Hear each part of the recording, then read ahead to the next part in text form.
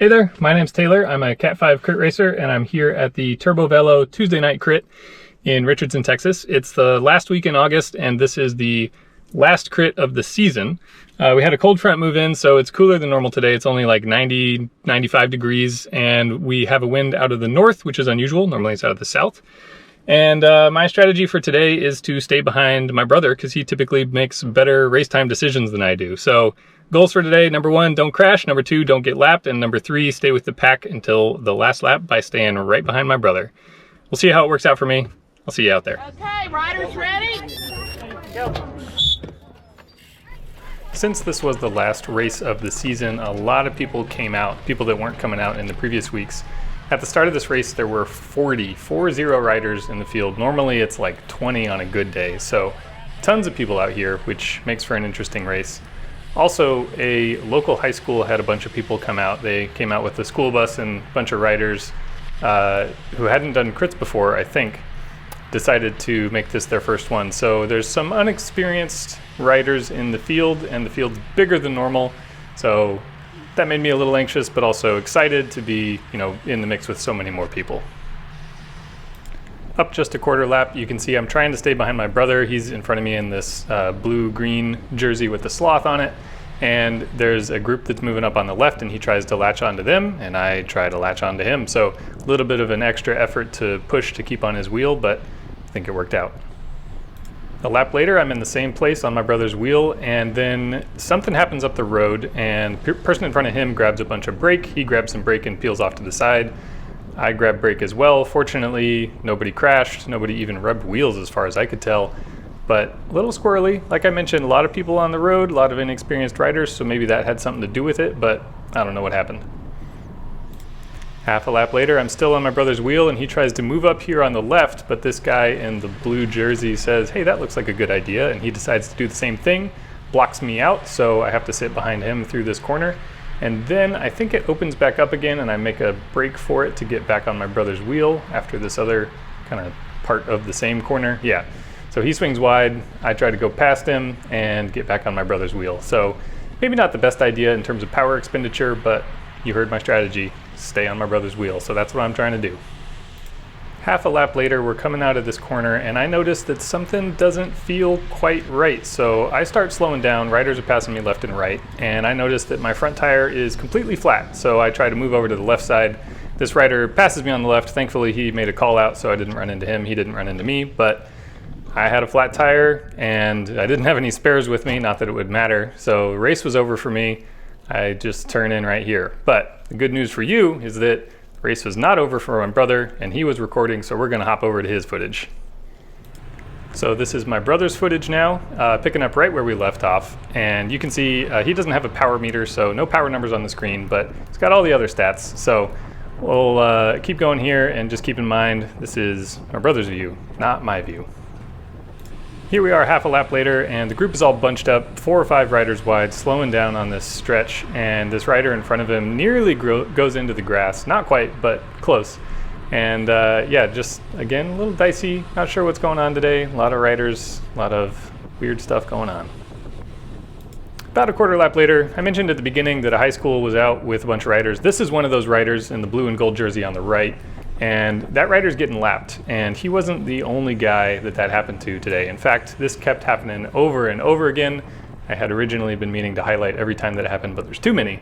Anyway, it made for an interesting race for my brother, because he was trying to stay on this right side because it was sheltered a lot of the time from the wind, but then there would be these really slow riders that are getting lapped by the field on the right where he's trying to move up. And so that slowed down the right side, kind of messed up his strategy a little bit.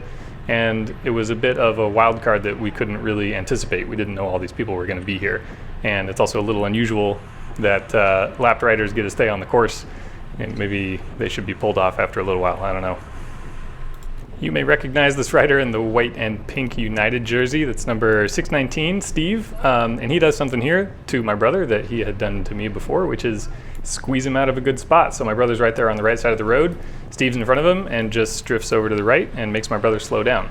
No hard feelings. This is a good play, but something that my brother and I haven't got used to yet. We don't have the confidence to really maintain our spot, like jostle for position.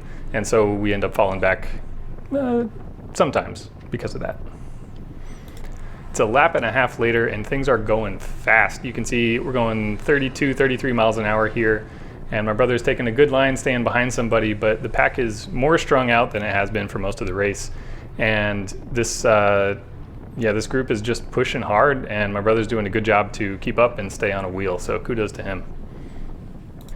My brother's up here on the pointy end of the race, and somebody launches an attack from the left side, and my brother's sticking on this wheel of the guy in front of him. I think this is Jason.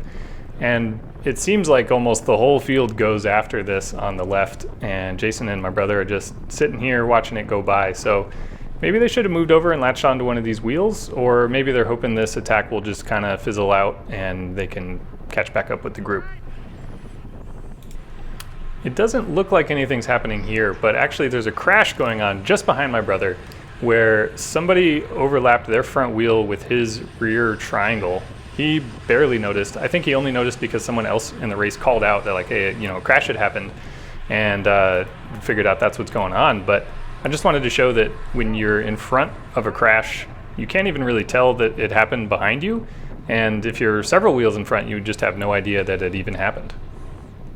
That being said, here we are a lap later, and you can see the aftermath of the crash with these two riders on the side. So proof a crash did happen. Feel bad for those guys that got caught up in it, and I think they turned out okay and their bikes turned out okay, but still sucks to crash. Not too long later, my brother was on the wheel of this reunion rider, but they move over to the left and there's no line for my brother to follow because there's more riders here, and he gets stuck out in the wind. He's kind of sheltered, you know, kind of echeloned back from this rider in red, and he gets on his wheel for a little bit through this corner, but he really got pushed out into the wind here, and it's unfortunate. I don't know if he should have tried to work harder to, like, get back behind somebody, or just slow down and get further, you know, lose a couple wheels to gain the draft. But right now he's just eating a bunch of wind, even against the wind in this section, and yeah, it's painful to see that much effort wasted. Almost exactly a lap later, he's smack dab in the middle of the pack, and then I think he tries to keep some speed through this corner. You can see the people in front of him are coasting or soft pedaling, and he moves up, again, putting himself in the wind here. So again, he doesn't have a watt meter, so I can't tell you if he's working too hard for this or if he's just carrying a bunch of speed through that corner.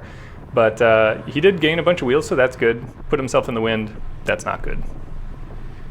About half a lap later, he's in the middle of the pack again, but then this rider up left in the red makes a break for it, and it looks kind of like this rider in front of him in the green and blue jersey was going to go for it. So Rusty gets on his wheel, but then he doesn't go, and now again, he's out in the wind. Not a great place to be, but it feels like maybe that was a misread of what was happening with the breakaway rider. Here we are in the technical section on the last lap, and this rider in front gets pushed off into the grass. I think that's race over for them, but I feel like the past 8 weeks we haven't seen that many people get pushed off in the grass, and it's happened multiple times today, so something weird was going on. And we're just going to let the footage roll here for the finish of this, the sprint. So the whole race, my brother's been outside on the right side of the group, but now he finds himself on the left, which is arguably better. It's sheltered from the wind, but he wants to be up at the front of the pack to be with the bunch for the sprint, and he keeps having to dodge these riders to make progress. And you can see people just stop pedaling completely, or they're not going fast enough and he's passing them, but still not enough to catch up with the front of the pack. Huge effort though. He's up at the max of his heart rate range, and you know, he made a good showing. I think he got 16th, so well done, Rusty. And yeah, just a hard effort there at the end.